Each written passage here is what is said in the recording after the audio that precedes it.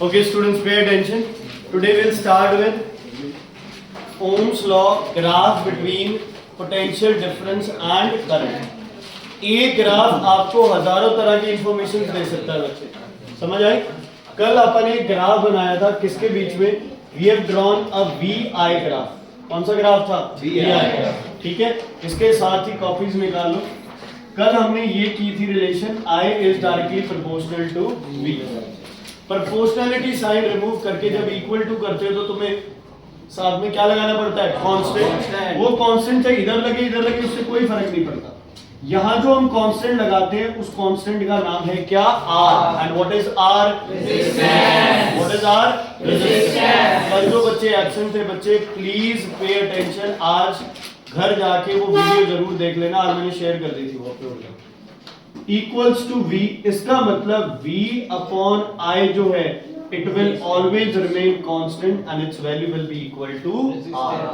R is resistance. R is resistance. ठीक है, resistance का यूनिट क्या होता है? ओम्स. पोटेंशियल डिफरेंस का वोल्ट्स. I का unit ampere. 1 ohm 1 volt 1 ampere. So what will be 1 ohms?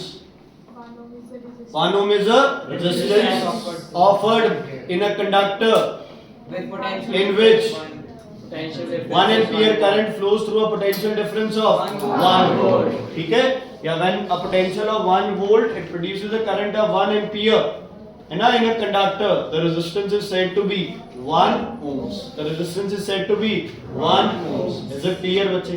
कोई प्रॉब्लम इसमें है तो बताओ. V और I के बीच में जो ग्राफ बनता है वो क्या बनता है बच्चे? Straight line. ठीक है जी, ओके. आप मुझे बताओ अगर इसकी स्लोप निकालनी हो तो क्या फॉर्मूला होगा?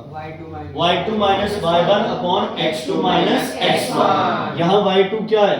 v2 minus v1 upon i2 minus i1. Let it be a small change in potential, small change in current. तो v upon I किसकी वैल्यू है? R. तो slope of VI graph, slope of VI graph, what does it give you? It gives you resistance. It gives you resistance. What? Resistance. वो भी note कर लो, ये भी note.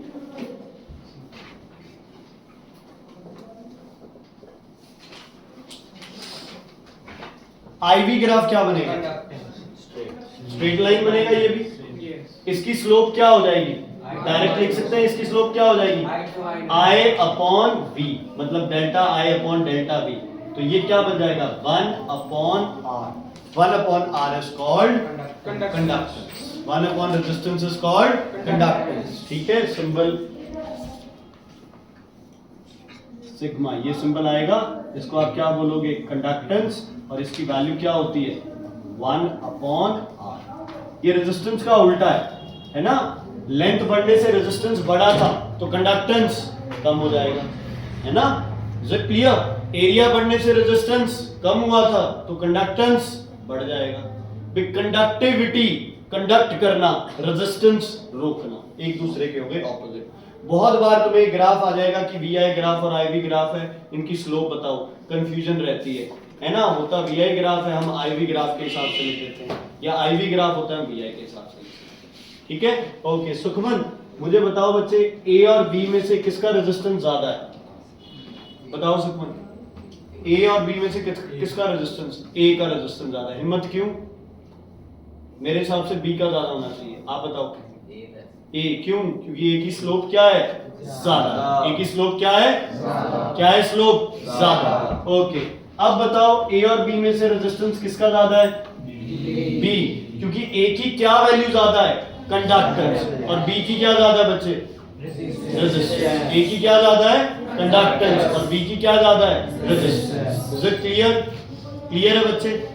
Slope ज्यादा, resistance ज्यादा, स्लोप ज्यादा, रेजिस्टेंस कम, क्योंकि इस ग्राफ की स्लोप हमें क्या देती है? कंडक्टेंस. ओके. इन दोनों में से टेंपरेचर किसका ज्यादा है? स्लोप ज्यादा है ना बच्चे? देखो जिस V2 की वैल्यू देखो I1 पे, इसकी वैल्यू तो सिर्फ ये है और इसकी वैल्यू इतनी होगी, है ना? बाकी स्लोप देख लो, स्टीपनेस देख लो, है ना? किसकी ज्यादा है? ये ज्यादा स्टीप. हाँ जी बताओ, टेम्परेचर किसका ज्यादा है करंट, ए या बी का? ए का। क्यों? क्योंकि ए का रेजिस्टेंस ज्यादा है। रेजिस्टेंस ज्यादा तभी होगा जब temperature of A will be more than temperature of B. अच्छा यहां बताओ किसका टेम्परेचर ज्यादा है, बी का, क्योंकि बी का क्या ज्यादा है बच्चे, क्योंकि बी का क्या ज्यादा है, इज इट क्लियर? कंफ्यूज नहीं होना है, समझ आ गई? Okay, what was heat capacity, amount of heat required body of certain mass to rise its temperature by 1 degree or 1 Kelvin. What is specific heat capacity? resistance offered to a Specific heat capacity. heat resistance. Specific heat capacity. The heat required to rise the temperature of a unit mass. Of a unit mass. ठीक है? अच्छा, आपको पता है R is proportional to L. आपको पता है R is inversely proportional to area. आपको पता है R is directly proportional to what? Temperature. आपको पता है R is inversely proportional, R it depends upon nature. Nature मतलब कंडक्टर का रेजिस्टेंस क्या होता है, कम, गुड कंडक्टर का बहुत कम, बैड कंडक्टर का ज्यादा, और इंसुलेटर का रेजिस्टेंस क्या होता है, इनफिनाइट, बहुत ही ज्यादा, करंट अलाउ करता ही नहीं है। समझ आ गई? Is it clear? कल तुम तीनों इकट्ठा नहीं बैठ रहे, तो मेरी क्लास स्टार्ट होने से पहले ही अलग अलग हो जाना तुम तीनों। Is it clear? इसमें कोई दिक्कत है तो बताइए बच्चे, आगे बढ़े अब। ओके, अब इन दो फैक्टर्स को मैं इकट्ठे कर लेता हूं।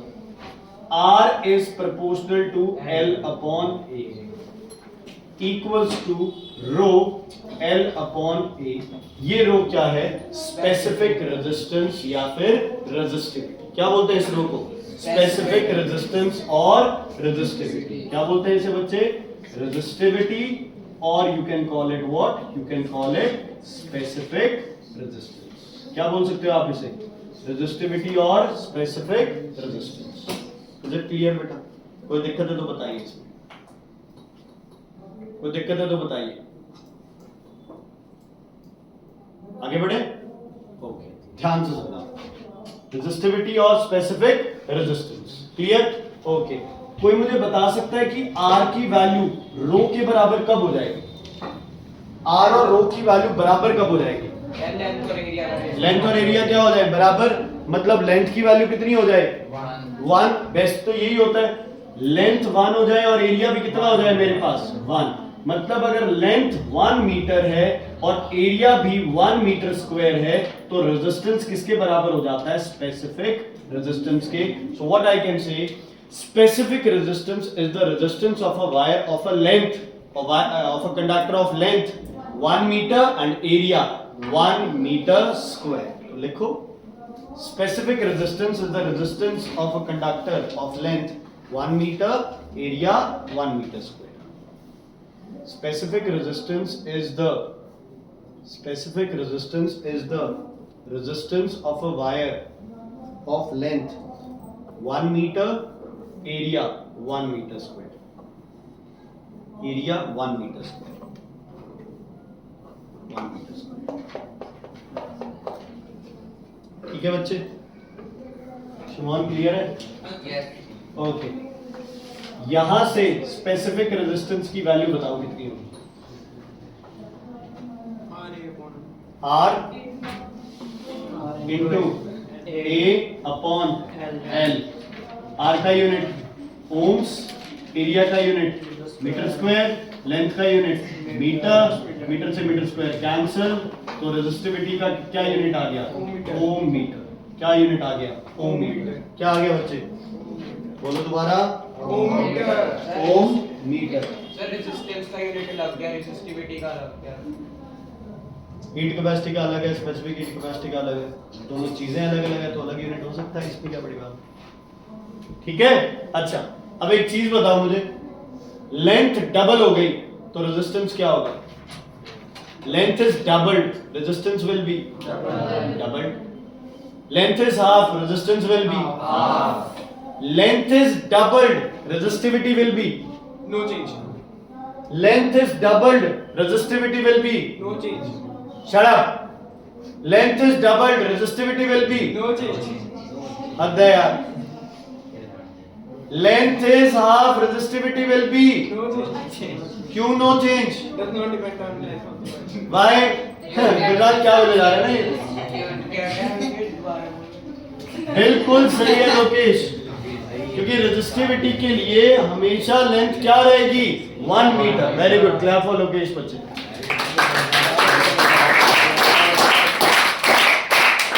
एरिया पे रेजिस्टिविटी डिपेंड करती है, एरिया पे नहीं करती, क्योंकि एरिया भी हमेशा क्या रहेगा? यूनिट रहेगा। यूनिट लेंथ, यूनिट एरिया के लिए जो रेजिस्टेंस है उसको आप रेजिस्टिविटी बोलते हो। तो आपको कभी भी किसी चीज का रेजिस्टेंस गिवन नहीं होगा, मतलब जनरल सेंस में क्या गिवन होगा? हमेशा उसकी रेजिस्टेंस, है ना। मान लो मैं कहता हूं कि यार शॉपकीपर के पास जाके कहता हूं कि मेरे रूम के अंदर 55 मीटर वायर लगी है ना, कितना रेजिस्टेंस होगा?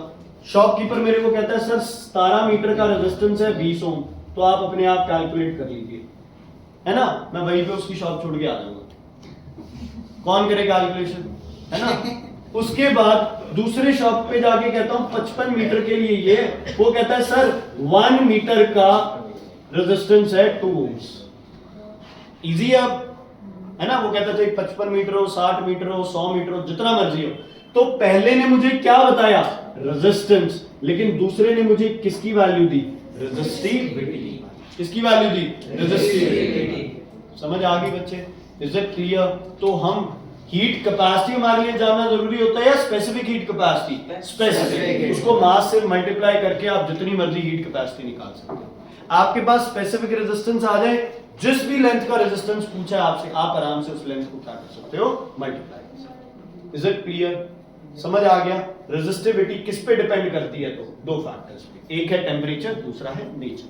टेम्परेचर बढ़ेगा तो रेजिस्टिविटी क्या होगी? इंक्रीज, तो नेचुरल है। टेम्परेचर कम होगा तो रेजिस्टिविटी क्या करेगी? डिक्रीज। Is it clear? हाँ। नेचर, कंडक्टर की रेजिस्टिविटी लेस, इंसुलेटर की रेजिस्टिविटी ज्यादा। अच्छा, रेजिस्टेंस का रेसिप्रोकल था कंडक्टेंस, तो रेजिस्टिविटी की रेसिप्रोकल कौन होगी? कौन हो जाएगी? कंडक्टेंस। कंडक्टेंस का यूनिट क्या होगा? 1 बाय ओम। रेजिस्टेंस का, कंडक्टेंस का 1 by ohm, ohm raise to power -1, ये क्या बोलते हैं इसे? Ohm inverse. क्या बोलते हैं? Ohm inverse. कंडक्टिविटी का क्या हो जाएगा? Ohm inverse metre. समझ आ गई बच्चे? क्लियर है ये चीज? कोई दिक्कत है तो देखो, ये छोटी छोटी चीजें, इनसे क्वेश्चंस आ जाते हैं। आपको लेंथ का रेशियो गिवन हो, रेजिस्टेंस का रेशियो निकालना हो, कंडक्टिविटी, इसका रेजिस्टिविटी का रेशियो आ जाए, तो रेजिस्टिविटी सिर्फ 2 चीजों पर डिपेंड करती है। किस किस? Temperature and nature. लेंथ पे डिपेंड नहीं करती, एरिया पे डिपेंड नहीं करती। बोलो माही, क्या डाउट? निहारिका, भूमि, भाविका, क्लियर है बच्चे? जी, प्रार्थना जी, क्लियर सबको? ओके, इतना बात क्लियर हो गया। अच्छा, एक तो डायरेक्ट क्वेश्चन आ जाता है, लेंथ की रेशियो ये है तो रेजिस्टेंस की रेशियो क्या होगी, एरिया के रेशियो ये है तो रेजिस्टेंस की रेशियो क्या होगी। एक आपको क्वेश्चन आते हैं बच्चे, मान लो एक क्वेश्चन आ जाता है, आपके पास एक वायर है, ठीक है, आपके पास एक वायर है। क्वेश्चन आता है, a wire is doubled on itself. क्या समझते हो इसे? Thickness. Wire is doubled on itself. अब ये वायर क्या हो गई? खुद पे डबल। क्या हो गई? खुद पे डबल। अब कितनी हो गई? 4 टाइम्स। कितने टाइम्स हो गई? 4 टाइम्स। ओके, ध्यान से सुनना। A wire is tripled on itself, एक बार, और कितने टाइम्स हो गई ये? 3 टाइम्स। लेंथ कितने टाइम्स कम हो गई?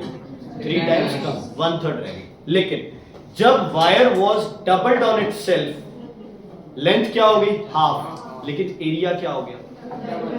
एरिया क्या हो गया? डबल। ध्यान रखना है, तुम्हें सिर्फ ये गिवन होगा, a wire is doubled on itself, लिखना डबल्ड ऑन इटसेल्फ, लिखना doubled on itself, doubled on itself. इसका मतलब क्या है? Area 2 times length. हाँ, L2 की वैल्यू क्या हो जाएगी? L1 बाई 2, और A2 की वैल्यू क्या हो जाएगी?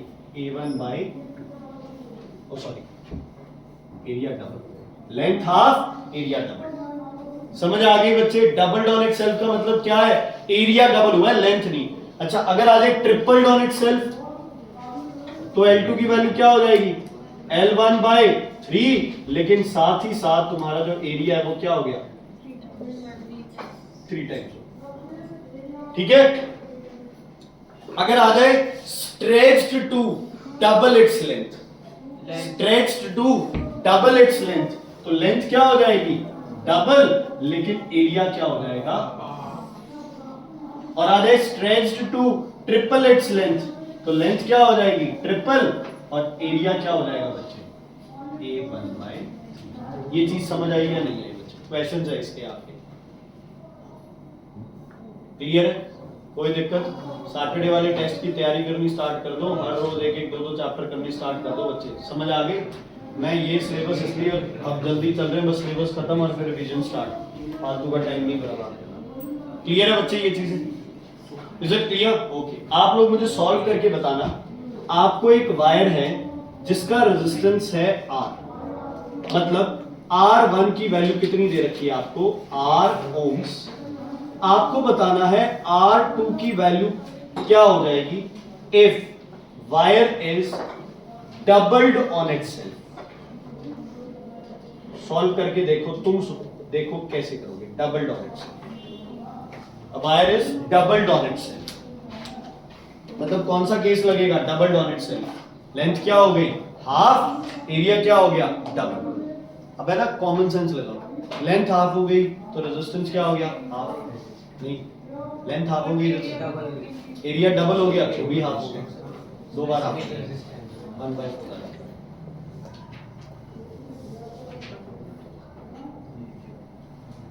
हिम्मत जी ऐसे बैठने से तो फिर आप उधर जाएंगे।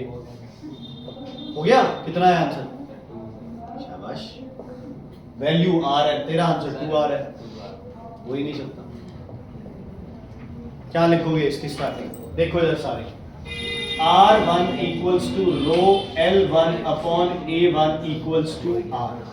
ये क्लियर है सबको? Is it clear? Karan ji clear है? ओके, मुझे R2 की वैल्यू चाहिए। R2 क्या होता है? रो, रो तो सेम रहेगी दोनों में, मटेरियल सेम है, L2/A2 यही होगा। ओके समरीत, L2 और A2 की वैल्यू बताओ।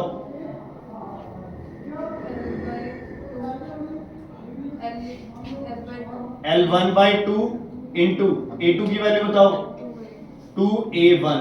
चलो R2 की वैल्यू निकल के आती है, ये 1/4 एक्स्ट्रा इसको बाहर ले आओ into rho L1 upon A1। रो L1 अपॉन A1 किसके बराबर है? रो L1 अपॉन A1 किसके बराबर है? R। तो क्या वैल्यू आ जाएगी? R2 is 1/4 of. क्लियर है या नहीं? नहीं समझ आया? दोबारा पूछो। Sir R2 is equal to sir R2 is rho L2 upon A2, L2 is L1/2, A2 is twice of A1।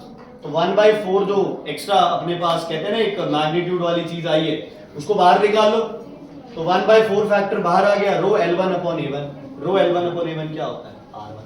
Sir 1/A square कैसे ले ले यार A सर स्क्वायर? वो सर 2 होगा सर 3 होगा 1/3 होगा, बड़ी स्क्वायर ही बन जाएगा A स्क्वायर। क्या हो जाएगा? सर 3 है अगर sir triple on itself, length 1/3 होगी, नीचे 3, फिर एरिया भी 3 सर 3 स्क्वायर सीधा 1/A स्क्वायर ले लो।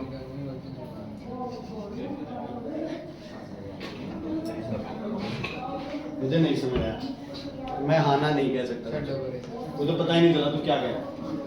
ए स्क्वायर क्यों होगा जब एरिया आपके पास एक है, तो ए स्क्वायर क्यों करना है? मुझे तो ये नहीं समझ आ रहा। सर अगर ट्रिपल होगा तो नीचे फिर भी स्क्वायर रूट बन जाएगा 3 into 3 लाइन। 9 ही होगा, ए स्क्वायर कैसे कर लोगे आप उसे? सिंपल सा लॉजिक तो ये है, लेंथ हाफ हो गई एरिया डबल हो गया, दोनों क्या कर रहे हैं? रेजिस्टेंस को कम कर रहे हैं। लेंथ अगर बढ़ा दोगे, अच्छा आप किसका केस करते हैं? एक मिनट लिखो, एक रेजिस्टेंस की वैल्यू लिखो। Resistance is given 9 ohms, resistance is given 9 ohms, R is equal to 9 ohms. A wire is stretched to triple its length. करो इस क्वेश्चन को। L2 और A2 की वैल्यूज लिखो पहले।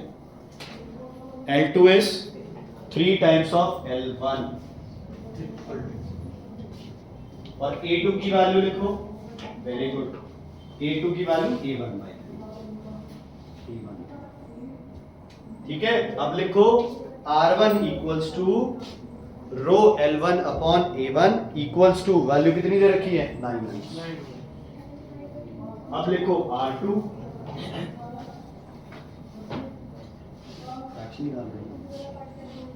कंपेयर करके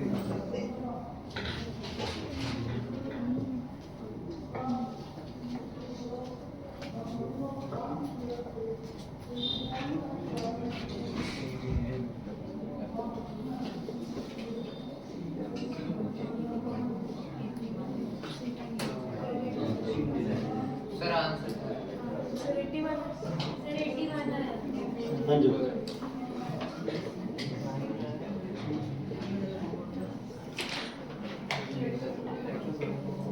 कितना आ गया 81, मतलब 9 का 3 गुना लेंथ की वजह से 27, एरिया 3 टाइम्स कम हो गया उसकी वजह से भी 3 गुना, तो कितना आ गया 80। ठीक है, तो जो फैक्टर आप लेते हो उस फैक्टर के मतलब डबल करके आपको वो करना पड़ेगा, स्क्वायर करके, ठीक है। अरे भाई जो ये स्क्वायर बोल रहा है वो गलत बोल रहा है, सर ये मतलब बताना ये ज्यादा अलग चीज है, बट वो ए स्क्वायर कही जा रहा था तो ए स्क्वायर लेंगे। समझ आ गई बच्चे इतनी बात, क्लियर? हाँ, अगर सिंपल आ जाता, a wire is the length of the wire is half, तो सिंपल रेजिस्टेंस हाफ। जब ये इटसेल्फ या स्ट्रेच्ड के केस आए तब ध्यान रखना, तब एरिया और लेंथ दोनों, लेंथ गिवन होगी लेकिन फिर भी एरिया को तुम्हें खुद दिमाग लगा के चंदन जी चेंज करने पड़ेंगे, ठीक है? Is it clear? Any problem in this? कोई दिक्कत है तो बताइए, आगे बढ़े? क्लियर है इतनी चीजें? गीतांशी क्लियर है बेटा? ठीक है, double down itself, triple down itself, इनको ऐसे करेगा। ओके,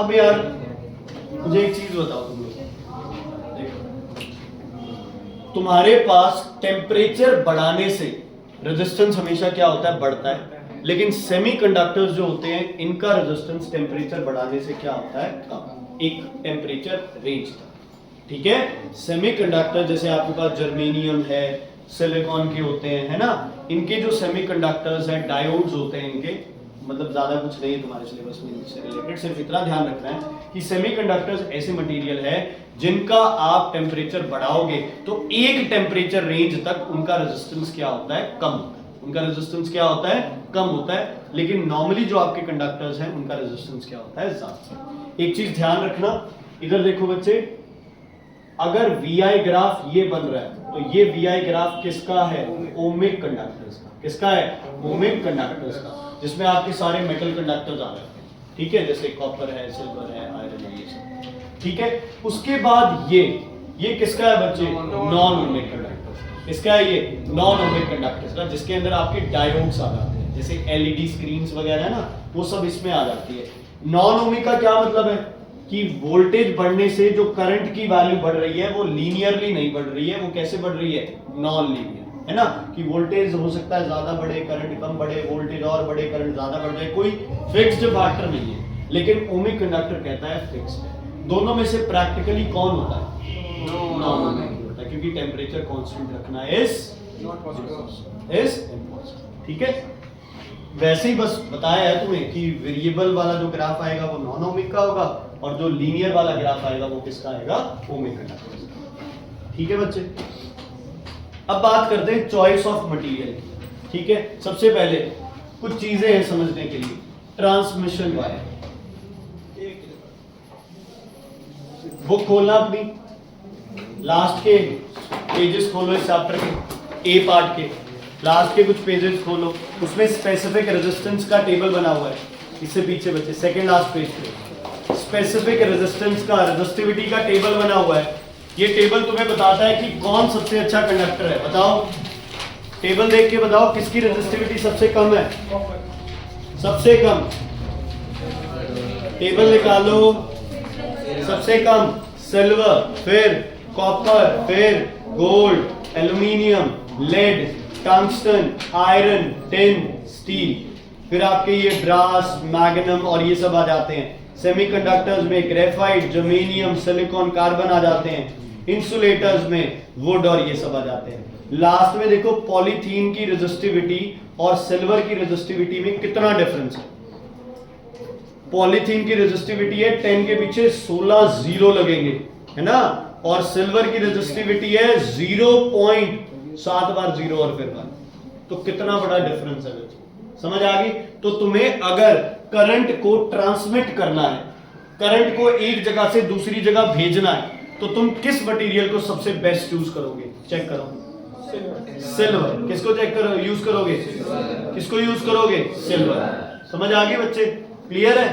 सस्ता सा तो है सिल्वर, महंगा है सिल्वर, तो सिल्वर को अवॉइड करना पड़ेगा। इंडिया में सिल्वर की वायर्स लगा दी, आज लगा के गए, 1 घंटे बाद वायर्स खंबे सब गायब, नामो निशान मिटा देंगे कि इलेक्ट्रिसिटी नाम की कोई चीज भी थी। चलो सेकंड ऑप्शन चूज करो, कॉपर। कॉपर सस्ता है, कुछ हद तक सस्ता है। तो आप क्या कर सकते हो, गार्डेड प्लेस, हाउस वायरिंग के अंदर, हाउस वायरिंग के अंदर क्या यूज कर सकते हो बच्चे? कॉपर। किसके लिए? कॉपर। एक किसके लिए? कनेक्शंस के लिए, कनेक्टिंग वायर के लिए। कनेक्टिंग वायर्स के लिए भी आप क्या यूज कर सकते हो बच्चे? कॉपर। क्या यूज कर सकते हो? कॉपर। क्यों? क्योंकि ट्रांसमिशन के लिए आपको रेजिस्टिविटी क्या चाहिए बच्चे? रेजिस्टिविटी क्या चाहिए? लो। अच्छा, मेल्टिंग पॉइंट क्या चाहिए इस वायर का आपको? हाई या लो? हाई। मेल्टिंग पॉइंट क्या चाहिए? ताकि पिघले। ठीक है बच्चे, चॉइस ऑफ मटेरियल, हम कुछ मटेरियल्स पढ़ेंगे भी, किस किस मटेरियल से क्या क्या बन सकता है। ठीक है, चलो आगे बढ़ते हैं। लेकिन हमें तो इलेक्ट्रिकल पोल्स पे चाहिए, पोल्स पे तो कॉपर भी बहुत महंगा पड़ता है। कॉपर मिनटों में, सेकंडों में उठा के ले जाएंगे। एल्यूमिनियम। और भाई अभी भी तेरे को ऐसा लगता है करंट लग जाएगा हमको, स्विच नहीं बंद कर सकते वो ट्रांसफार्मर से, तार काट सकते हैं। चोर तो कुछ भी कर सकता है बच्चे, जब इतना बड़ा लेंटर तोड़ के आ जाते हैं चोर, तो तार काटना is a very small thing. ठीक है, पोल्स, इलेक्ट्रिकल पोल्स पे बेस्ट मटेरियल। इवन बच्चे हाउस वायरिंग के अंदर ज्यादा पैसे नहीं लगाने हैं, है ना, एल्यूमिनियम यूज करो, कॉस्ट इफेक्टिव भी है, प्लस रेजिस्टेंस भी क्या है, लो। कहीं तो कॉम्प्रोमाइज करना पड़ेगा। एल्यूमिनियम में सर हमें थिकनेस भी तो ज्यादा लेनी पड़ेगी। किसमें? हाँ थोड़ा बहुत थिक, मतलब कॉपर के कंपैरेटिवली एल्यूमिनियम की वायर आपको ज्यादा थिक। हाँ जी, रेट में चल पड़ेगी। नहीं रेट नहीं, रेट अभी भी कॉपर का ज्यादा महंगा पड़ेगा, एल्यूमिनियम से कॉपर का रेट कई गुना ज्यादा है। तो ये मैं इसलिए गार्डेड प्लेस के लिए लिख रहा हूँ। एफिशिएंसी कौन ज्यादा देगा तुम्हें? कॉपर। कॉपर की वायरिंग कर दी, भूल जाओ, है ना, कभी भी उस वायर को गर्म होने का, रेजिस्टेंस ज्यादा की वजह से हीटिंग होने का चांस और ये सब कुछ नहीं होगा। हाँ एल्यूमिनियम भी अच्छा काम करता है, कोई प्रॉब्लम नहीं है एल्यूमिनियम मेटल में, लेकिन फिर भी कॉपर के कंपैरेटिवली एल्यूमिनियम क्या है, थोड़ा सा नीचे। तो जब चूज करना हो ट्रांसमिशन के लिए, अगर मल्टीपल चॉइस में एल्यूमिनियम कॉपर का ऑप्शन आ जाए तो विल गो फॉर एल्यूमिनियम बच्चे, कॉस्ट इफेक्टिव होता है, समझ आ गई। और वैसे जनरली क्वेश्चन आ जाए तो आप दोनों चीजें आराम से लिखो कि हाउस वायरिंग कनेक्टिंग वायर्स आप कॉपर की यूज करो, और जो पोल्स पे जो लंबी ट्रांसमिशन के लिए चाहिए वो आप क्या यूज करो? क्या यूज करो? सर कोई और मेटल क्यों नहीं यूज कर? देख लो, तुम देख ले, तेरे को कोई पसंद आता है?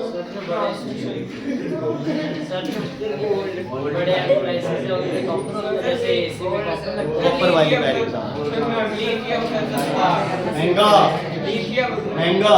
अरे पत्थर तोड़ो तो में निकल जाएगा। हाँ तो वायर तो बनानी पड़ेगी, पत्थर दोनों, हर पत्थर में थोड़ी लिथियम है। सर लाइट मेटल ला रहा हूं सर, मोर सर ट्रांसमिशन में हमने कॉपर लिखा है। हाँ तो आपको कह तो ना, आप बुक में पढ़ो, बुक में पढ़ो, बुक में पढ़ो एक बार। The wires of electrical connections, देखो, such wire should possess the least possible resistance. Due to low resistance connection wire, the current in the circuit remains unaffected. The loss of energy due to heating is prevented. Hence, they are made of material such as copper और aluminium. ठीक है, तो आपको दोनों बता दिए। Note, though specific resistance of silver is less than that of copper or aluminium, but because of its high cost, silver is not used बच्चे। हाँ, आपके जो वो होते हैं ना, जैसे कॉमनली जिनको आप मदरबोर्ड्स वगैरह, जो बोर्ड आईसी सर्किट्स होते हैं, जो ग्रीन, वो देखा होगा तुमने, उसके ऊपर जो कनेक्शंस होते हैं ना, वो सिल्वर की वायर से भी हो सकते हैं। ठीक है, क्योंकि वहां पे सिल्वर वायर क्या यूज करनी होती है अपने को, थोड़ी छोटी, और वहां पे जो लॉस एंड सिग्नल्स है वो क्या होने चाहिए, नेग्लिजिबल। इसलिए हम कॉपर एल्यूमिनियम पे विश्वास नहीं करते, वहां हम क्या यूज करते हैं, सिल्वर। नंबर क्या होता है? मटेरियल है बच्चे आपके पास, इंसुलेटर, स्टैटिक इलेक्ट्रिसिटी में पढ़ा था, मटेरियल है वो। ओके, हिंदी में मैं देख के बताऊंगा। ओके, सुनो सुनो सुनो सुनो, ठीक है, ट्रांसमिशन वायर हो गया, क्लियर है। अच्छा, अब मुझे कोई बताएगा कि फ्यूज क्या होता है। सर एक सर, ज्यादा ज्यादा वोल्टेज voltage आने आने के के लिए ज्यादा वोल्टेज आ रहा है तो फ्यूज उड़ जाता है, सर्किट उड़ जाता है। भाई फ्यूज का जो मेन पर्पस है, फ्यूज का जो मेन पर्पस है किसी भी सर्किट में, वो एक काम है कि अगर परमिसिबल वैल्यू से ज्यादा करंट आ रहा है, परमिसिबल वैल्यू से ज्यादा करंट आ रहा है, तो फ्यूज जो है वो जल जाएगा। वो तो हम कह देते हैं फ्यूज उड़ गया, ये हो गया, वो हो गया, उड़ता बढ़ता कहीं नहीं है, फ्यूज मेल्ट कर जाता है, फ्यूज जल जाता है, जलता भी नहीं है, एक तरह से क्या हो जाता है, मेल्ट कर जाता है। क्या कर जाता है, मतलब अगर मुझे 4 एम्पियर का करंट चाहिए तो मैं 4 सवा 4 एम्पियर का फ्यूज लगा दूंगा, 5-6 एम्पियर का करंट आते ही फ्यूज मेल्ट हो जाएगा और मेरी पूरी की पूरी वायरिंग क्या रहेगी, सेफ रहेगी, है ना। भाई 10-20 पैसे की वायर लगाने के पीछे हम लोग अपने पूरे घर की वायरिंग को किस पे रख देते हैं, रिस्क पे रख देते हैं। मान लो आगे वायरिंग में कहीं कट लगा है, शॉर्ट सर्किट हो गया है ना, कहीं 2 वायर आपस में चिपक गई, हम ऑन करते हैं फ्यूज मेल्ट कर जाता है, ऑन करते हैं फ्यूज मेल्ट कर जाता है, हम क्या करते हैं, हम कहते हैं रुको, इस फ्यूज को ही हटा दो, वायर को आपस में जोड़ दो। एक बार को सर्किट हो सकता है चल जाए, लेकिन हमने पूरे घर की वायरिंग को किस पे रख दिया, रिस्क पे रख दिया। आधी से ज्यादा इलेक्ट्रिकल वायर्स सेफ्टी ना फॉलो करने की वजह से जलती हैं और वो फायर कॉज करती हैं। समझ आ गई। 2 चीजें, एक तो आप घरों में होता है ना, प्लग क्यों यूज करना है, 2 तारे हैं, सीधी लगाई, माचिस की तिल्ली लगाई उसमें और चला दिया। एक तो वो सबसे बड़ा कॉज है फायर का, और एक ये फ्यूज यूज ना करना। बताओ बच्चे, फ्यूज को क्या चाहिए, मेल्टिंग पॉइंट हाई या लो? लो। फ्यूज का मेल्टिंग पॉइंट क्या होना चाहिए? और फ्यूज मेल्ट कब होगा, जब वो खुद क्या होगा, हीट अप। हीट अप होने के लिए इसका रेजिस्टेंस क्या होना चाहिए, प्लस हाई रेजिस्टेंस के साथ साथ ये कंडक्टिव भी होना चाहिए। समझ आ गई भाई, रेजिस्टेंस हाई जरूर चाहिए इसका, लेकिन कंडक्टिव भी होना चाहिए। कहीं तुम फ्यूज पॉलीथीन का लगा दो, है ना, रेजिस्टेंस तो हाई हो गया लेकिन कंडक्टिव नहीं हुआ, तो high, low melting point, high क्या लिखोगे, रेजिस्टिविटी। ये इसके कैरेक्टरिस्टिक्स है। इसमें बेस्ट मटेरियल जो है, बहुत सारे बन सकते हैं, बेस्ट मटेरियल है बच्चे 50% लेड प्लस 50% टिन। टिन और लेड का अलॉय बच्चे बेस्ट आपका यूज होता है फ्यूज के। मेल्ट कैसे करोगे, रेजिस्टेंस कम होता है। वायर है एक छोटी सी, मेरे घर का ये कनेक्शन है ना, ये वायर है ना, मैं क्या करता हूं, मतलब होते तो अलग अलग तरीके से, जैसे एक वो ग्रिप वाला फ्यूज होता है, जैसे आप देखोगे ना इधर से ऐसे दिखेगा वो साइड फ्यूज का, ठीक है, और ये होल्डिंग स्टेशन जो होता है वो होता है इसका, ठीक है, और इसके बीच में एक वायर लगाते हैं, एक पतली सी वायर लगाते हैं।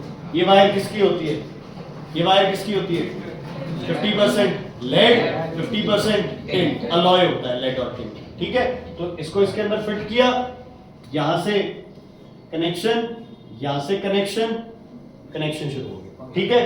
अगर बाय चांस घर में आगे प्रॉब्लम है, ये वायर यहां से जल जाएगी, है ना, सिर्फ ये 50 पैसे की वायर जलेगी और पूरा घर लाखों की फिटिंग क्या रहेगी, ठीक है। आजकल ये आपके जो आते हैं ना इन्वर्टर्स वगैरह, उसमें ये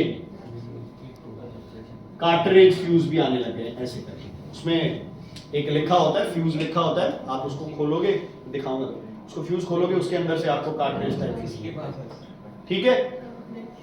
एमसीबी जो आया है वो भी इस फ्यूज को क्या कर रहा है, ओवरकम कर रहा है, क्योंकि एमसीबी फ्यूज से भी क्या है, अच्छा ऑप्शन है। कौन वायर जले उसे चेंज करे, बार बार चेक करे, रिस्क ले इतना, है ना, तो बेटर है क्या, ये एमसीबी, ठीक है। जैसे ही कोई गड़बड़ होगी एमसीबी ट्रिप, आप उठाओगे, गड़बड़ ठीक नहीं गई, फिर गिर जाएगी, फिर उठाओगे, फिर गिर जाएगी, आपको घर ठीक करना पड़ेगा। वहां ठीक होते ही इसको ऊपर करो, ठीक है, समझ आ गया। फ्यूज आगे पूरा डिटेलिंग में करेंगे, अभी के लिए सिर्फ ये है लो मेल्टिंग पॉइंट होना चाहिए, रेजिस्टेंस हाई होना चाहिए ताकि जल्दी क्या कर जाए मेल्ट। तो किसका बनाना है इसको, alloy of lead and tin, alloy of lead and tin, alloy of बोलो alloy of lead and tin. कर दो ना बच्चे, सर वायर में चिपक गया है। सब करेंगे यार थोड़ा सा। ओके, तीसरा फिलामेंट,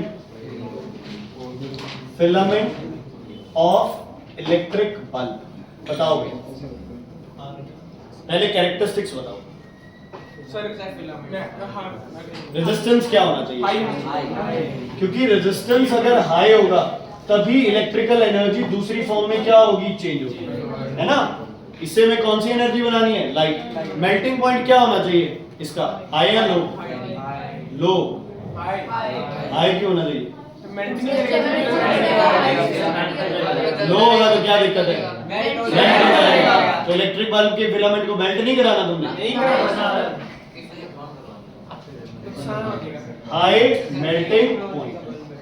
और एक और चीज है, जिस मटेरियल, जो मटेरियल हीट होने पे क्या करे, शाइन करे, हीट होने पे क्या करे, शाइन करे, ठीक है जी, हीट होने पे क्या करे, शाइन करे। तो इसमें आपका बेस्ट मेटल है बच्चे, सिंबल क्या होता है टंगस्टन का,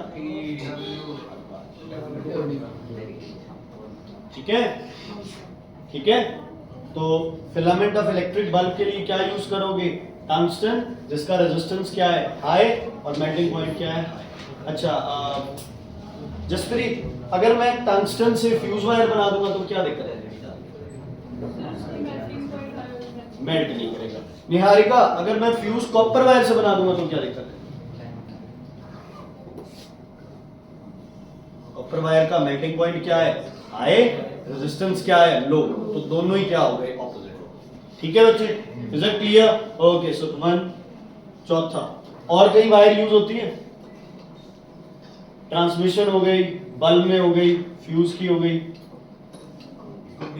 कुंडी तो ट्रांसमिशन में होगी ना, कनाडा से आए हो, कुंडी नहीं पता, चोरी नहीं करते बिजली की। हरिया कह रही है व्हाट्स कुंडी, इसने कहा आई डोंट नो।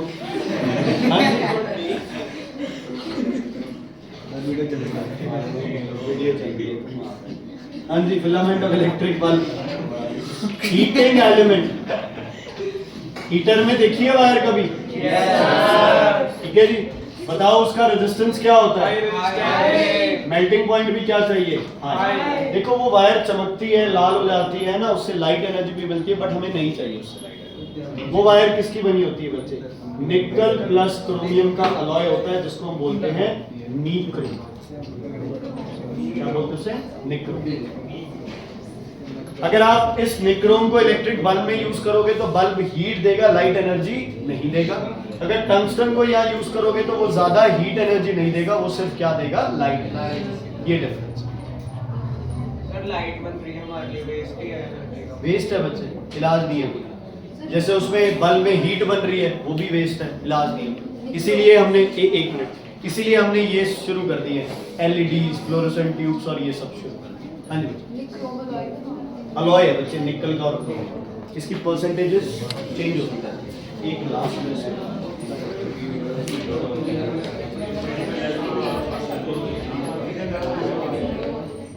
अच्छा, एक लिखो रेजिस्टेंस बॉक्सेस, रेजिस्टेंस बॉक्सेस, ये इंपॉर्टेंट है, ये पेपर में क्वेश्चन आया था इस बार बोर्ड के अंदर।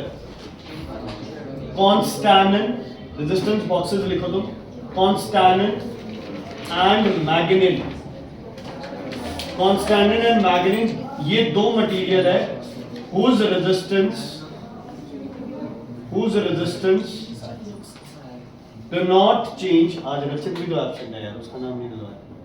whose resistance do not change with temperature।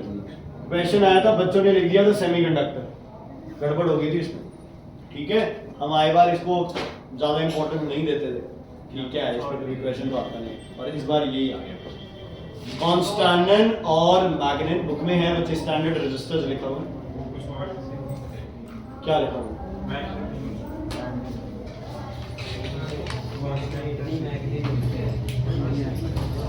Spelling गलत है।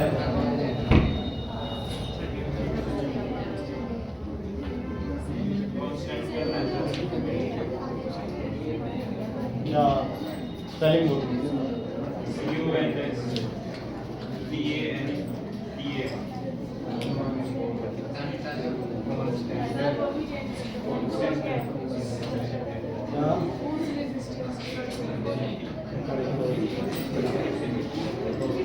देखो बच्चे, such wires are of high resistance and their resistance must not change due to change in temperature.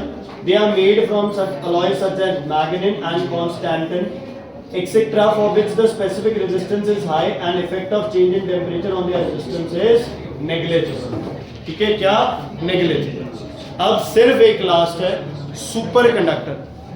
क्या सुपर कंडक्टर? कौन होगा सुपर कंडक्टर? जिसका रेजिस्टेंस क्या होगा? नेग्लिजिबल। ऐसा कोई मटेरियल नहीं है जिसका रेजिस्टेंस नेग्लिजिबल हो, है ना। अब देखो आप, लिसन, रेजिस्टेंस कम करने के लिए लेंथ को क्या कर दो? कम। कितना कम करें लेंथ को? है ना, कितना कम कर सकते हैं? एक लेंथ तो रखनी पड़ेगी। अच्छा, विड्थ इंक्रीज करते रहो। कितनी की इंक्रीज कर देंगे विड्थ? है ना। इसका मतलब हमें किस पे ध्यान देना है?